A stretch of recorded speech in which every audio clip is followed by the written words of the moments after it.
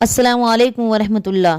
آج میں آپ کے سامنے حضرت ابراہیم علیہ السلام کی پیدائش سے لے کے ان کے آگ میں ڈالے جانے تک کا مکمل واقعہ پیش کروں گی انشاءاللہ تعالیٰ قرآن و حدیث کی روشنی میں۔ جیسا کہ آپ کو معلوم ہے، حضرت ابراہیم کا نام ابراہیم بن آزر بن نوارہ ہے۔ ابن عساکر حضرت اکرمہ سے نقل کیا ہے کہ انہوں نے فرمایا کہ حضرت ابراہیم علیہ السلام کی کنیت ابو الزیفان مہمانوں والا اور مہمان نواز تھی۔ حضرت ابراہیم علیہ السلام کی شکل اور مشابہت کے بارے میں حضرت عبداللہ بن عباس سے روایت ہے کہ رسول اللہ صلی اللہ علیہ وسلم نے ارشاد فرمایا، میں نے عیسیٰ بن مریم، موسیٰ اور حضرت ابراہیم علیہ السلام کو دیکھا۔ عیسیٰ علیہ السلام سرخ فام گھنگرالو بالوں والے اور چوڑے سینے والے تھے، اور موسیٰ علیہ السلام گندمی رنگ کے فربا بدن تھے۔ صحابہ کرام نے عرض کیا، اور ابراہیم علیہ السلام کیسے تھے یا رسول اللہ؟ آپ نے فرمایا، اپنے ساتھی محمد کو دیکھ لو۔ حضرت عبداللہ بن عباس سے روایت ہے کہ نبی کریم صلی اللہ علیہ وسلم نے ارشاد فرمایا، ابراہیم علیہ السلام کا حلیہ معلوم کرنے کے لیے اپنے ساتھی محمد کو دیکھ لو۔ موسیٰ گھنگرالو بالوں والے اور گندمی رنگت کے تھے، سرخ اونٹ پر سوار تھے جن کی نکیل کھجور کے پتوں کی تھی۔ وہ منظر میرے تصور میں محفوظ ہے، گویا میں انہیں دیکھ رہا ہوں کہ وہ وادی کے نشیب میں اتر رہے ہیں۔ یہ صحیح بخاری کی روایت ہے۔ حضرت ابراہیم علیہ السلام کا بچپن۔ سیدنا حضرت ابراہیم بابل کی سرزمین میں ایک بہت بڑے بت پرست کے گھر پیدا ہوئے۔ آپ نے آنکھیں کھولتے ہی چاروں طرف ارباب من دون اللہ کی فرما روائی کا نظارہ فرمایا۔ جس گھر میں انہوں نے جنم لیا ان کی رگ رگ میں شرک رچا بسا تھا۔ باپ آزر نہ صرف بتوں کو بناتا اور فروخت کرتا تھا، بلکہ وہ بتوں کو پوجتا تھا اور بتوں کی منڈی کا پردھان بھی تھا۔ ایسے ماحول میں ابراہیم علیہ السلام نے آنکھیں کھولی، لیکن فطری سوجھ بوجھ اور حق و باطل کے درمیان فرق اور امتیاز کی فطری صلاحیت نے انہیں شرک کی غلاظت و گندگی سے دور رکھا۔ جب بچپن کی بہاریں ختم ہو چکی اور جوانی کا زمانہ آیا تو باپ نے اپنے آبائی دین کی ترغیب دی، تو ابراہیم علیہ السلام نے اپنے باپ آزر سے کہا کہ کیا تو بتوں کو معبود قرار دیتا ہے جو اپنے پجاری کی پکار نہیں سنتے اور نہ اس کی موجودگی کو دیکھتے ہیں؟ پھر وہ کس طرح اسے فائدہ پہنچا سکتے ہیں، کس طرح اسے رزق دے سکتے ہیں یا اس کی مدد کر سکتے ہیں؟ حضرت ابراہیم علیہ السلام کی قوم ستارہ پرست تھی۔ ان کے خاندان اور قوم کے لوگ اس کو پوجتے تھے، لیکن اللہ نے آپ کے دل میں نور ایمانی منور کر دینا چاہا، اس لیے معرفت حق کی انہیں پہچان دی۔ اللہ تعالیٰ کا فرمان ہے، اور ہم نے ایسے ہی طور پر ابراہیم علیہ السلام کو آسمان اور زمینوں کی مخلوقاتیں دکھائی، اور تاکہ کامل یقین کرنے والوں میں سے ہو جائے۔ ایک رات جب آسمان پر ستارے پھیلے ہوئے تھے اور حضرت ابراہیم علیہ السلام کی قوم جمع تھی، اور ایک ستارہ کو آسمان پر حضرت ابراہیم نے آب و تاب چمکتے دیکھا اور فرمایا، یہ میرا رب ہے۔ پھر جب رات کی تاریکی ان پر چھا گئی تو انہوں نے ایک ستارے کو دیکھا۔ آپ نے فرمایا، یہ میرا رب ہے۔ تھوڑی ہی دیر میں جب چمکتا چاند نمودار ہوا، ستارے کی روشنی فیکی پڑنے لگی، تو آپ بے ساختہ پکار اٹھے، لا احب الآفلین، جو ڈوب جا وہ رب کیسے؟ فلما رأى قمر بازغا قال هذا ربی، پھر جب چاند کو دیکھا چمکتا ہوا تو فرمایا، یہ میرا رب ہے۔ لیکن جب وہ غروب ہو گیا تو آپ نے فرمایا، اگر مجھ کو میرے رب نے ہدایت نہ کی تو میں گمراہ لوگوں میں شامل ہو جاؤں گا۔ فلما رأى الشمس بازغا قال هذا ربي هذا اکبر فلما افلت، پھر جب آفتاب کو دیکھا چمکتا ہوا تو فرمایا، یہ میرا رب ہے، یہ تو سب سے بڑا ہے۔ پھر جب وہ غروب ہو گیا تو آخر میں آپ نے قوم سے خطاب کر کے فرمایا، قال یا قومی الا بریء مما تشرکون، قوم کے لوگوں بے شک میں تمہارے ٹھہرائے ہوئے شریکوں سے بیزار ہوں۔ شرک کی اس گھٹا ٹوپ اندھیرے میں فطری سوجھ بوجھ اور حق و باطل کے درمیان فرق اور امتیاز کی خدا داد صلاحیت کی رہنمائی میں دنیاوی نظام اور کائناتی دستور کو دیکھتے ہوئے ابراہیم اس نتیجے پر پہنچے کہ ان کی دل کی گہرائیوں سے یہ نعرہ بلند ہوا، انی وجہت وجہی للذی فطر السماوات والارض حنیفا وما انا من المشرکین، میں اپنا رخ اس کی طرف کرتا ہوں جس نے آسمانوں اور زمینوں کو پیدا کیا یکسو ہو کر، اور شرک کرنے والوں میں سے نہیں ہوں۔ یہ ابراہیم کی سوجھ بوجھ، عقل سلیم اور سمجھداری تھی جو شرک کے اس گھٹا ٹوپ اندھیرے میں روشنی اور ہدایت بنی، اور اس امتحان میں کامیابی حاصل ہوئی۔ اب دوسرا امتحان عمل کا شروع ہوا۔ ابراہیم اپنی دعوت کا آغاز کرتے ہیں، لیکن کہاں سے؟ اپنے گھر سے، جیسے محمد مصطفیٰ صلی اللہ علیہ وسلم کو حکم ملا تھا۔ وَأَنذِرْ عَشِيرَتَكَ الْأَقْرَبِينَ، ابراہیم نے بھی دعوت کی شروعات اپنے باپ سے کی۔ سب سے پہلے کشمکش اپنے والد آزر سے خوش اخلاقی اور نرم انداز میں اپنی دعوت پیش کی، جس کا نقشہ قرآن پاک نے یوں کھینچا ہے، جبکہ انہوں نے اپنے باپ سے کہا، اے میرے پیارے ابا جان، آپ ان کی پوجا کیوں کر رہے ہیں جو نہ سنتے ہیں اور نہ دیکھتے ہیں اور نہ آپ کو کچھ فائدہ پہنچا سکیں گے؟ اے میرے ابا جان، آپ دیکھیے میرے پاس وہ علم آیا ہے جو آپ کے پاس نہیں آیا، تو آپ میری ہی مانیں، میں بالکل سیدھی راہ کی طرف آپ کی رہنمائی کروں گا، ایسی راہ جو رحمان کی راہ ہے، نہ ہو رحمان کی راہ نہ کہ شیطان کی۔ یا ابت لا تعبد الشیطان ان الشیطان کان للرحمن عصیا، اے میرے پیارے ابا جان، آپ شیطان کی پرستش سے باز آ جائیں، شیطان تو رحم کرم والے اللہ کا بڑا نافرمان ہے، اور اس کے بہکاوے میں پڑھ کر آپ ابدی سعادت نجات اخروی سے محروم ہو جائیں گے۔ حضرت ابراہیم علیہ السلام نے باپ کے ساتھ ادب و احترام کو پوری طرح ملحوظ رکھا، لیکن ان کے مشرک باپ نے نہایت سخت الفاظ میں پتھر برسانے اور گھر سے نکالنے کی دھمکی دی۔ قرآن مجید نے اس کا نقشہ یوں کھینچا ہے، اے ابراہیم، کیا تو ہمارے معبودوں سے روگردانی کر رہا ہے؟ سن، اگر تو باز نہ آیا تو میں تجھے پتھروں سے مار ڈالوں گا، جا ایک مدت دراز تک مجھ سے الگ رہے۔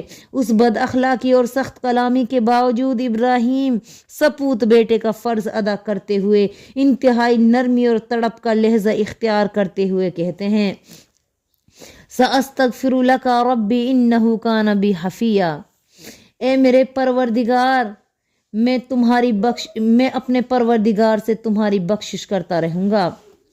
جب باپ سے مایوسی ہوئی تو ابراہیم اپنی قوم سے مخاطب ہوئے اور انہیں بھی شیریں اور نرم لہجے میں توحید کی واز فرمائی اور کہا، ما هذه التماثیل التي انتم لها عاکفون، یہ مورتیاں جن کے تم مجاور بنے ہوئے ہو کیا ہیں؟ قوم کے لوگ جواب دیتے ہیں، قالوا وجدنا آباءنا لها عابدین، ہم نے اپنے باپ داداؤں کو انہی کی عبادت کرتے ہوئے پایا۔ ابراہیم علیہ السلام نے لوگوں کو سمجھایا کہ تم ان چیزوں کو پوجتے ہو جنہیں تم تراشتے ہو، حالانکہ تمہیں اور تمہاری بنائی ہوئی چیزوں کو اللہ ہی نے پیدا کیا، اور آپ نے یہ بھی فرمایا، کیا تم اللہ کے علاوہ ان کی عبادت کرتے ہو جو نہ کچھ نقصان پہنچا سکتے ہیں اور نہ نفع؟ افسوس ہے تم پر اور ان چیزوں پر جن کو تم اللہ کے سوا معبود قرار دیتے ہو، کیا تمہیں اتنی سی بھی عقل نہیں؟ لیکن پھر بھی قوم نے ابراہیم کی ایک نہ سنی۔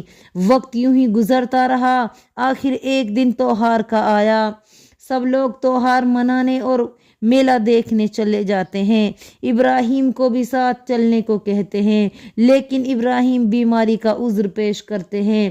توحید کا یہ مت والا میلے میں شریک ہونے کے بجائے باطل کے بت خانے میں گھس جاتا ہے اور بت خانے میں بتوں کے سامنے طرح طرح کے پکوان دیکھتا ہے جو تبرک اور چڑھاوے کے طور پہ ان کے سامنے پیش کیے گئے ہیں، تو یہ سوال کرتا ہے، لا تاکلون ما لکم لا تنطقون، کھاتے کیوں نہیں ہو؟ تمہیں کیا ہو گیا ہے؟ کہ بات تک نہیں کرتے۔ یہ کہہ کر ابراہیم آگے بڑھے اور بتوں کو توڑ کر چکنا چور کر دیا، جیسا کہ قرآن میں بیان ہوا ہے، فراغ علیہم ضرب بالیمین، اور پھر پوری قوت کے ساتھ داہنے ہاتھ سے انہیں مارنے پر پل گئے، اور بڑے بت کو یوں ہی چھوڑ دیا اور کلہاڑی ان کی گردن میں لٹکا دی۔ قوم کے لوگ جب واپس آئے اور بتوں کی یہ حالت دیکھی تو آگ بگولا ہو گئے اور چیخو پکار شروع ہو گئی۔ بستی میں یہ خبر جنگل میں آگ کی طرح پھیل گئی اور پورے ملک میں کوہرام مچ گیا۔ لوگ اکٹھا ہوئے، مشترکہ طور پر یہ آواز بلند ہوئی کہ ہمارے معبودوں کے ساتھ یہ بے ادبی کرنے والا ظالم انسان کون ہے؟ کوئی اس کو گرفتار کیا جائے اور اسے کڑی سے کڑی سزا دی جائے۔ مجمع عام میں سے کچھ لوگوں نے کہا، ہمارے معبودوں کے ساتھ یہ حرکت کرنے والا ضرور ابراہیم ہو سکتا ہے، اسی کو بتوں کے خلاف باتیں کرتے دیکھا گیا ہے۔ ابراہیم کو لایا گیا، محاسبہ شروع ہوتا ہے۔ قوم کے لوگ کہنے لگے، اے ابراہیم، کیا تو نے ہمارے معبودوں کے ساتھ ایسا کیا ہے؟ ابراہیم نے جواب دیا، کلہاڑی ان کے بڑے کے گلے میں ہے، یہ کام ان کے بڑے نے کیا ہے، تم اپنے معبودوں سے ہی پوچھ لو اگر یہ بولنا جانتے ہیں۔ قوم کے لوگوں نے کہا، ابراہیم، کیا تم نہیں جانتے بت بولتے نہیں ہیں، سنتے نہیں ہیں؟ ابراہیم علیہ السلام نے کہا، پھر تم ان کی عبادت کیوں کرتے ہو؟ جب یہ بولتے اور سنتے نہیں ہیں، ان پر مکھیاں بیٹھ جاتی ہیں، یہ ان کو ہٹا نہیں سکتے، ان کا کھانا چوہے کھاتے ہیں، اسے منع نہیں کرتے، یہ بت کسی کو نفع نقصان کیسے پہنچا سکتے ہیں؟ ابراہیم نے قوم پر حجت تمام کر دی، لیکن کفر و شرک نے ان کے دلوں کو سخت بنا دیا۔ حق قبول کرنے کے بجائے ابراہیم کے خلاف اٹھ کھڑے ہوئے۔ اپنی شکست اور شرمساری سے بچنے کے لیے حکم ہوا کہ ابراہیم کو جلاؤ۔ واقعہ یوں ہوا کہ انہوں نے ہر ممکن جگہ سے ایندھن جمع کرنا شروع کر دیا اور ایک مدت تک ایندھن اکٹھا کرتے رہے۔ نوبت یہاں تک پہنچ گئی کہ اگر کوئی عورت بیمار ہوتی تو وہ یہ نظر مانتی کہ مجھے اگر شفا ہو گئی تو ابراہیم کو نذر آتش کرنے کے لیے اتنا ایندھن دوں گی۔ پھر انہوں نے ایک وسیع ہموار جگہ میں وہ ایندھن رکھ کر آگ لگائی۔ آگ روشن ہوئی، بھڑکی اور اس کے شعلے بلند ہوئے۔ اس سے اتنی تیز تیز چنگاریاں نکلی جو اس سے پہلے کبھی کسی نے نہیں دیکھی تھی۔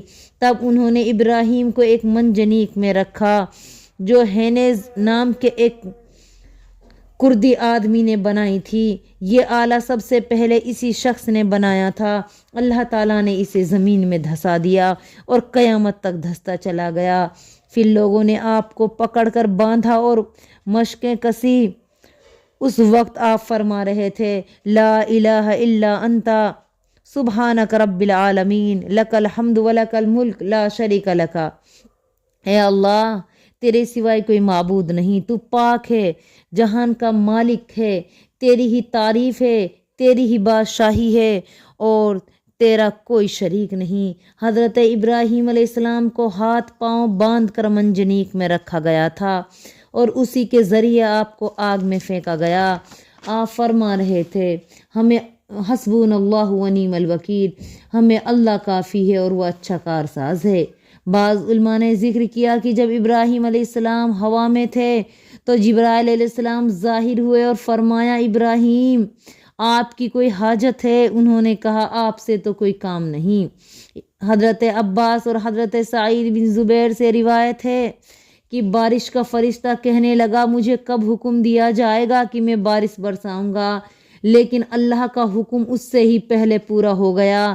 ارشاد باری تعالیٰ ہوا، قلنا یا نار کونی بردن سلام علی ابراہیم، ہم نے حکم دیا اے آگ تو ٹھنڈی اور سلامتی والی ہو جا ابراہیم پر۔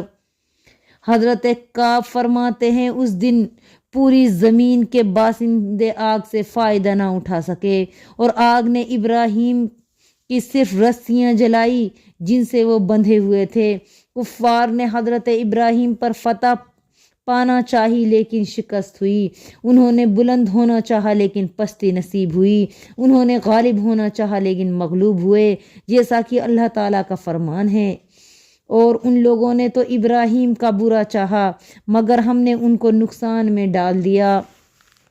حضرت شریک سے روایت ہے کہ رسول اللہ نے چھپکلی کو قتل کرنے کا حکم دیا اور فرمایا وہ ابراہیم کی آگ میں پھونکے مارتی تھی۔ تو یہ تھی حضرت ابراہیم علیہ السلام کی کہانی کہ کس طرح ابراہیم علیہ السلام بت پرست کے گھر پیدا ہوئے اور پھر کس طرح انہوں نے اپنی قوم کو دعوت و تبلیغ کی، اور پھر ان کی قوم نے ان کی ایک نہ سنی تو انہوں نے بت خانے میں جا کے بتوں کو توڑ ڈالا، اور پھر مشرکوں نے آپ کو آگ میں جلایا، لیکن اللہ رب العالمین نے اس آگ کو حکم دیا یا نار کونی بردن سلام علی ابراہیم، اے آگ تو ٹھنڈی اور سلامتی والی ہو جائے ابراہیم پر۔ وہ آگ گلے گلزار بن گئی اور ابراہیم علیہ السلام اس سے صحیح سالم نکل آئے۔ انشاءاللہ اس سے اگلا واقعہ میں اگلی کڑی میں آپ کے سامنے پیش کروں گی۔ السلام علیکم ورحمۃ اللہ وبرکاتہ۔